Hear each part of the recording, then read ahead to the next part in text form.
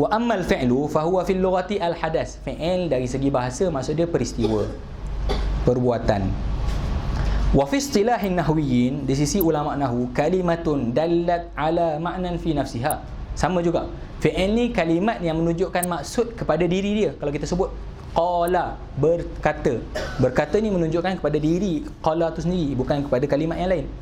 Tetapi waqtaranat bi ahadil azminati thalatha. Dalam dia menunjukkan maksud kepada diri dia, terkandung dalam dia salah satu daripada 3 masa, sama ada telah lepas ataupun sedang ataupun akan datang. Apa dia? Allati hiyal madhi wal halu wal mustaqbal. Dia bagi contoh satu persatu. Nahu kataba. Kataba ni fa innahu kalimatun dalatun ala ma'nan wa huwal kitabah. Kalimat yang menunjuk maksud kitabah. Wa hadzal makna muqtarinun bizamanil madhi. Taranun muqtarinun. Diiringi, kalau kita terjemah kataba, salah kita terjemah kataba tulis, tak. Terjemah mana apa? Telah tulis, kan? Ataupun dengan domisili telah dia tulis. Maksudnya kataba dalam tu ada maksud tulis dan maksud masa. Maksudnya kataba telah tulis. Wa nahu yaktubu, contoh yaktubu fa innahu dalun ala ma'nan wa huwa al-kitabatu aidan wa hadzal ma'na muqtarinun bizamanil hadiri. Sebab yaktubu sedang menulis ataupun akan menulis. Wa nahu uktub, seperti contoh uktub fa innahu kalimatun dallah ala ma'nan wa huwa al-kitabatu aidan wa hadzal ma'na muqtarinun bizamanil mustaqbal alladhi ba'da zamanit takallum. Fi'il amr, fi'il amr ni uktub, tulislah. Maksud dalam tulislah terkandung masa tak? Bila kita kata tulislah, mestilah berlaku penulisan tu selepas arahan. Jadi berlakunya zaman istiqbal dalam fi'il amr. Dia banyakkan contoh. Wa mislu hadhil alfaz nasara wa yansuru wansur wa fahima wa yafhamu wafham wa alima wa ya'lamu wa'lam wa jalasa wa yajlisu wajlis wa daraba wa yadribu wadrib. Dia tafsirkan fi'il wal fi'lu ala thalathati anwa'. Fi'il ada 3 jenis, madin wa mudhari'un wa amr. Ini semata-mata datangkan takrif. Perbincangan detail fi'il adalah akan datang. Ini semua dari segi nak kenal mana fi'il madhi, mana fi'il mudhari', mana fi'il amr.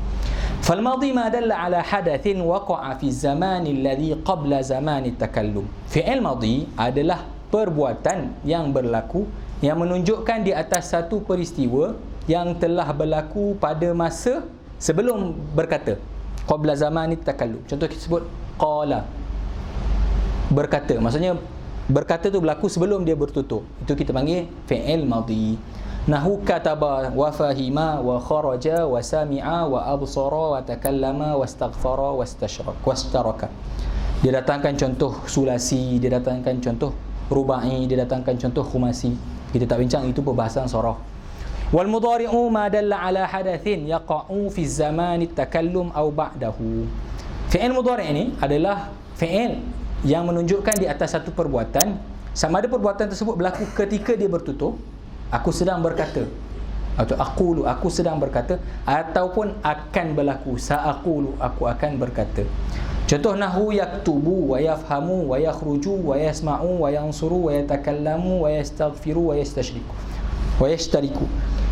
Kalau tanpa sin dan saufa, yaktubu contohnya, kita boleh ihtimal dulu lah. Kita boleh kata dia sedang menulis ataupun dia akan menulis. Siapakah yang menentu ayat tersebut?